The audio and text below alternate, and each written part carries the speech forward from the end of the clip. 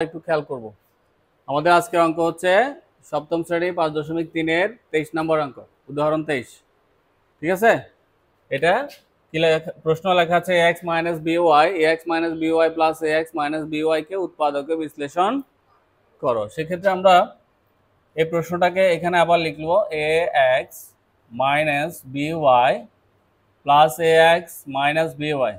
ঠিক আছে, এখন এটাকে আমরা একটা জিনিস দেখতে পাচ্ছি, ax আর ax মিল আছে না? আছে। ax প্লাস এর ax plus ax minus by আবার মাইনাস কত by।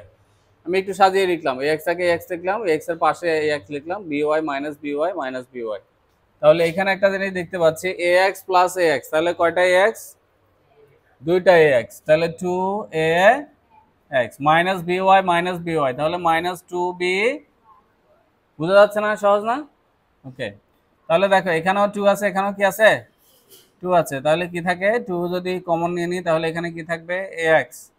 আর এখানে মাইনাস 2 যদি এখানে চলে আসে তাহলে কি থাকবে? Minus by। এটাই হচ্ছে রেজাল্ট। সহজ না? এখান থেকে আর কিছু কমন যাচ্ছে না, এখানে হচ্ছে ax আর এখানে হচ্ছে by, মিল নাই কোনো কিছু। তাহলে মিল না থাকলে কি করা যাবে না? কমন নেওয়া যাবে না। এটাই রেজাল্ট। সহজ না কঠিন? একটু দ্রুত তুলে ফেলবো, কোনো প্রবলেম থাকলে বলবো। ওকে, থ্যাংক ইউ।